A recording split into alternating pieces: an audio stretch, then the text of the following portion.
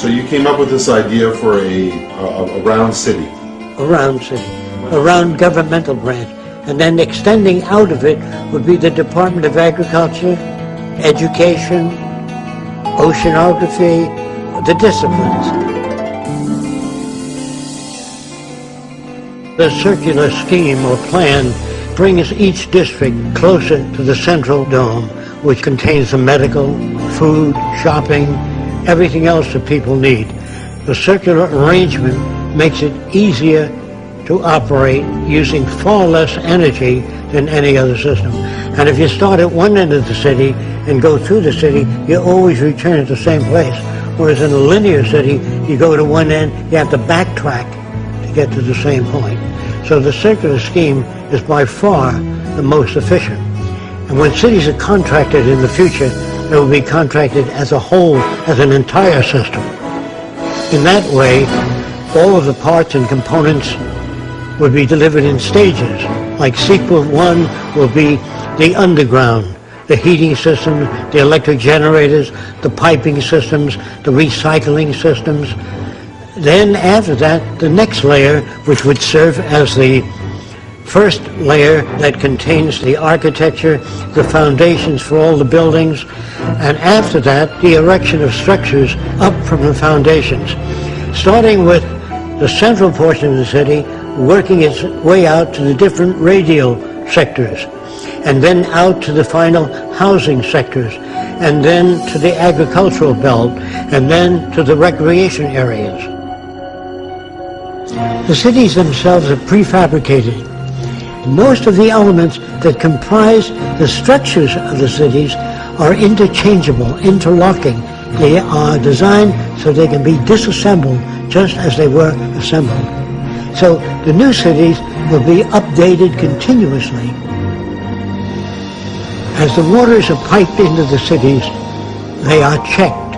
And to whatever extent contamination exists, the water processing plants evaporate the water, recondense it, and cleanse it. In other words, all waters piped into the city will be monitored constantly, not by a monitoring system, but several monitoring systems. The same is true of the air above and around the city. It's constantly monitored. All of the rooftops are photovoltaic. All of the outer skin of the building converts solar radiation into electrical energy. As we move beyond the third sector, we come to tennis courts, parks. Beyond that is the residential district, which consists of lakes, waterfalls, all kinds of beautiful plants throughout the area. And each house is concealed by plants so you can't see another building. Some people prefer, as in the next sector, to live in apartment houses. The apartments have drama groups, recreation swimming pools, discussion groups, and so many other facilities. The disadvantage of living in a private home is you would have to go to the various places to access the same things.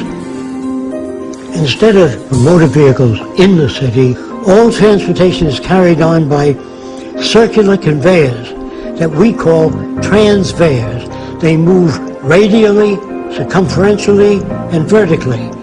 They serve the function of elevators, buses, conveyors. But if you wish to go to another city, you can take an elevator down beneath the central dome, which has maglev trains, etc., that will transport you to the center of any other city or any other region.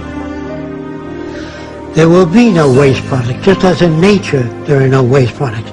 All materials that we would formerly call waste would be recycled and converted into new products. And that when the city hits a certain number of people, we stop the development and let everything go back to nature between this and the next city.